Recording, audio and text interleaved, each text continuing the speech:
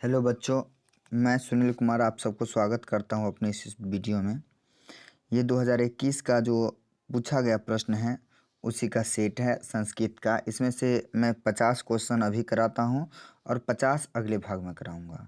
अगर अच्छा लगेगा तो शेयर कीजिएगा, सब्सक्राइब कीजिएगा, लाइक कीजिएगा और डाउट हो तो ज़रूर कमेंट कीजिएगा।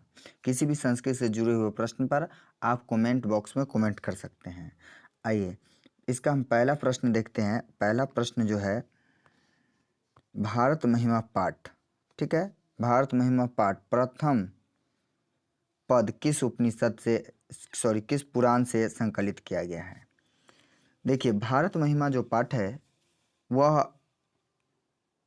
भारत के बारे में बताता है, भारत के देश के बारे में देवता लोग जो गुणगान करते हैं उसके बारे में बताता है।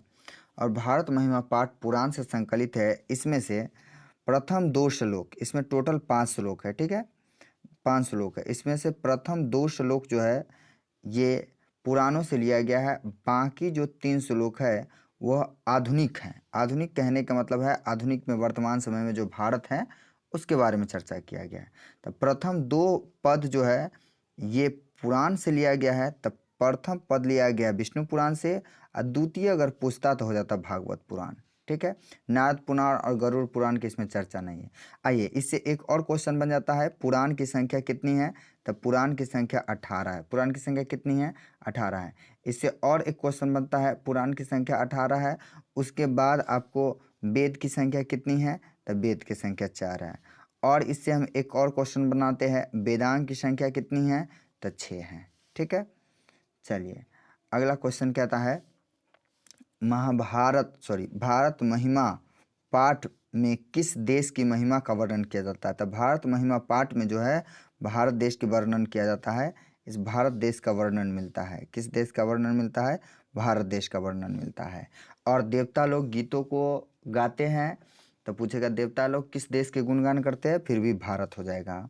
चलिए अगला प्रश्न कहते हैं प्रोक्ता किन किन वर्णों की संधि है। तो प्रोक्ता का जब संधि विच्छेद कीजिएगा तो हो जाएगा प्र जोर उक्ता। तो देखिए बच्चों यहाँ से अ निकला और यहाँ से उ निकला, ये बना है प्रोक्ता। अगला कहता है किस शब्द में अभि उपसर्ग है। किस शब्द में अभि उपसर्ग है, जरा सा देखते हैं हम किस शब्द में अभि उपसर्ग है। यहाँ अभेद इसमें तो नहीं दिखाई दे रहा है, अभूत इसमें भी नहीं दिखाई दे रहा, अभैदिक इसमें भी नहीं दिखाई देता। तो अभिवादनम। सबसे पहले उपसर्ग कहते किसको है? उपसर्ग जो है किसी भी शब्द या धातु के पहले एक छोटा सा शब्दांश जो आकर जुड़ जाता है उसको हम उपसर्ग कहते हैं। जैसे इसमें है देखिए अभी है, अभी उपसर्ग है, अभी अब प्लस वादनम है, ठीक है। तो अभी उपसर्ग शुरू में जाके लग गया। उपसर्ग शुरू में लगता है और प्रत्यय जो है बाद में लगता है। और संस्कृत में उपसर्गों की संख्या मात्र 22 है, ठीक है।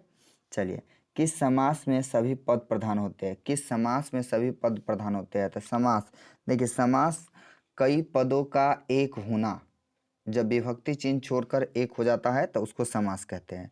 समास मूल रूप से 4 है, ऐसे 6 कहे जाते हैं, ठीक, परंतु पढ़ना 12-14 पड़ता है।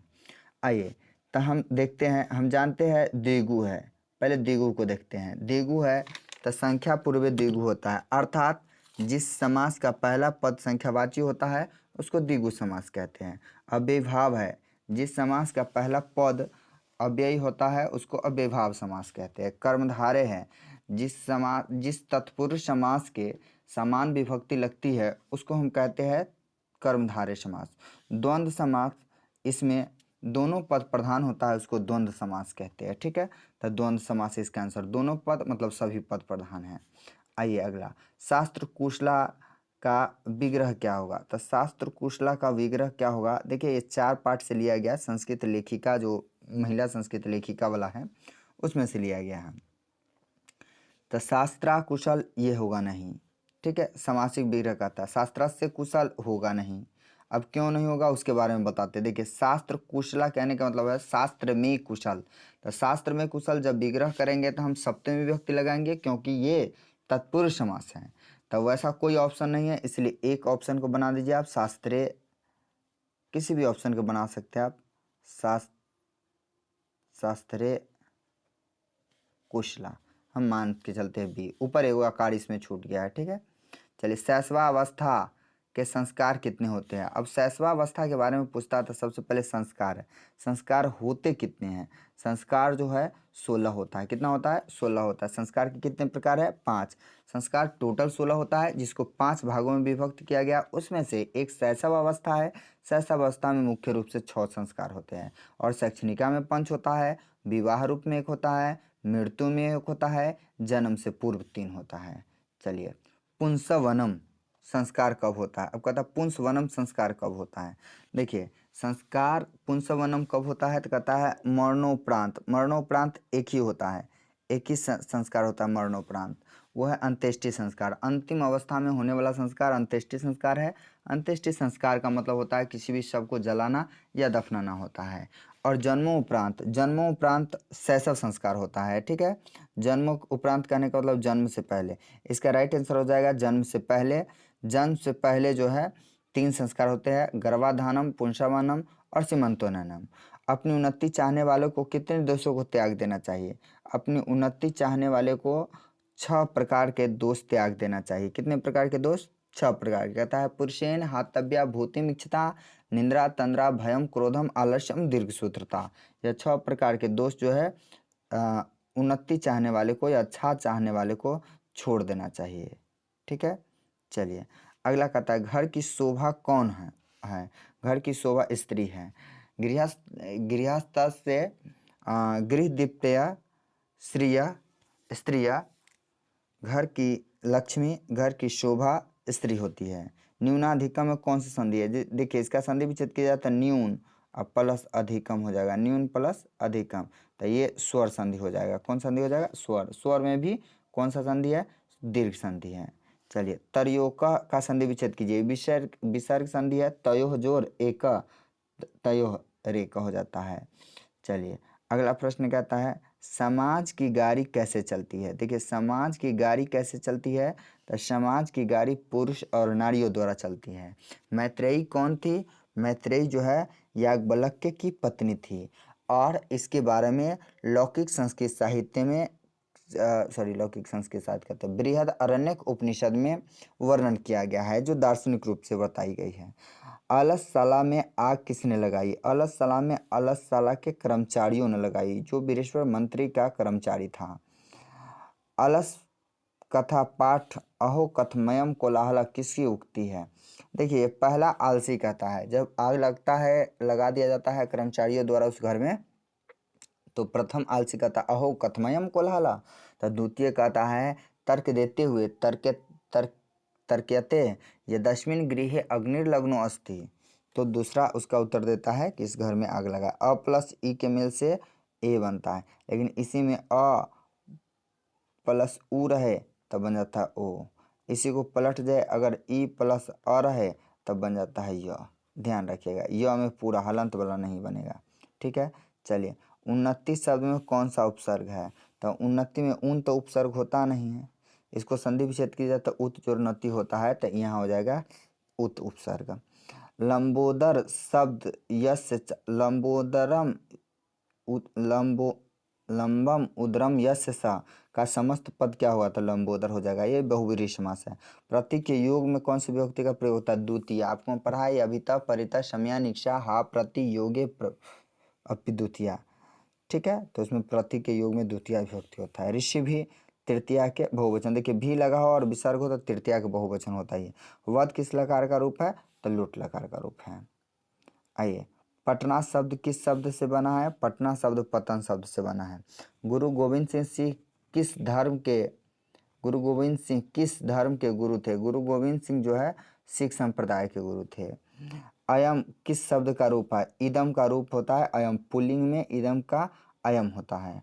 पठेयु विधिलिंग लकार के किस पुरुष का रूप है, ये प्रथम पुरुष का है। प्रथम पुरुष बहुवचन। अगला कहता है क्रिया के साथ किसका साक्षात संबंध होता है, कारक का। क्रिया के साथ कारक का साक्षात संबंध होता है। उसके बाद कहता है सत्यमेव जयते किस उपनिषद से लिया गया है, ये मुंडको उपनिषद से लिया गया है। और ये तीसरा श्लोक है, और ये श्लोक जो है उपनिषद से लिया गया है। किसकी जीत नहीं होती है, किसकी जीत नहीं होती है, तो असत्य की जीत नहीं होती है। भारत महिमा पाठ में कुल कितने पद है? भारत महिमा पाठ में कुल 5 पद हैं। चलिए अगला कहता है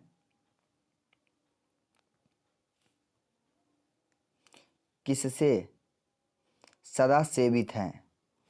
तो देखिए भारत महिमा पाठ में बताया गया है कि यह धरा या धरती भारत की जो है निर्झर से, झरना से, नदियों से, सागरों से, पर्वतों से, सभी से हमेशा सेवित या पोषित है। कर्मवीर कथा पाठ में किसकी कथा है? राम प्रवेश राम की। भीखन टोला गांव कहाँ है? बिहार के दुर्गम क्षेत्र में। ठीक है। चलिए स्वामी दयानंद का जन्म किस गांव में हुआ था? स्वामी दयानंद का जन्म टंकारा नामक गांव में हुआ था। स्वामी दयानंद का जन्म किस परिवार में हुआ था? कर्मकांडी और शिव को उपासक परिवार में हुआ था। अयम जटाभि तापस प्रतीयते वाक्य में जटाभि में कौन सी विभक्ति है? अभी बताएं हम पिछले क्वेश्चन में कि जब भी देखिए लगा हो, अगर भी लगा हो तो समझ लीजिए तृतीया है, लेकिन इसमें सूत्र पूछ रहा है तो किस तृतीया विभक्ति किस सूत्र से लगा है? तो हम जानते हैं कि इत्थम भूत लक्षण में ऐसा हुआ जिस लक्षणवाची शब्द से उसमें तृतीया विभक्ति का प्रयोग होता है। किस कारक में सप्तमी विभक्ति का प्रयोग होता है? अधिकरण कारक में सप्तमी विभक्ति का प्रयोग होता है।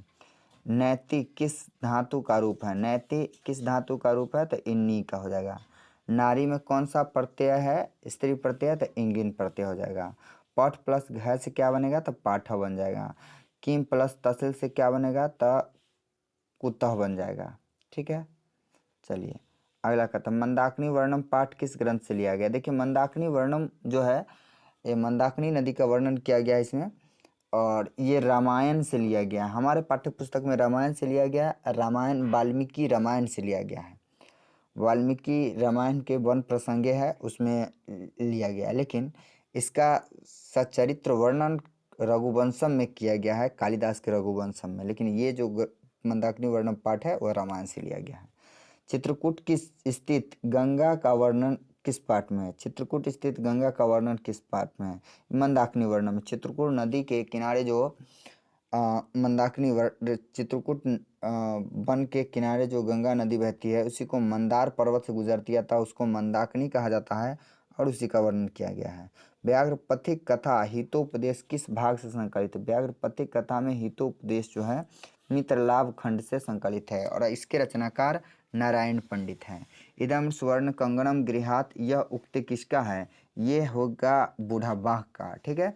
पति को कहता है इदम स्वर्ण कंगनम गृहात, यह सोने के कंगन ले लो। शक्र ने कर्ण से छल पूर्वक क्या ले लिया? कवच और कुंडल दोनों। देखिए कवच भी दिया है और कुंडल भी दिया है, हो सकता है ऑप्शन में क और ख दोनों ऐसे दे दें। ठीक है। और क्यों लिया? क्योंकि युद्ध जीतने के लिए छल से लिया था। इंद्र किस रूप में कर्ण के समक्ष आया? तो ये ब्राह्मण रूप में। ठीक है। साधु भी दिया है लेकिन ब्राह्मण रूप है। ठीक है। मूसक प्लस टाप, हम जानते हैं टाप लगता है अकारांत पुल्लिंग शब्द से स्त्रीलिंग बनाने के लिए, तो मूसिका। स्थिता में कौन सा प्रत्यय है? स्थिता तो कथ प्रत्यय है। ठीक है। वैदिका वैदिक हो गया, पौराणिक हो गया, ये सब जिसके लास्ट में ईक लगा हो उसमें समझिए कौन सा प्रत्यय है? तो ठक प्रत्यय है। ठीक है।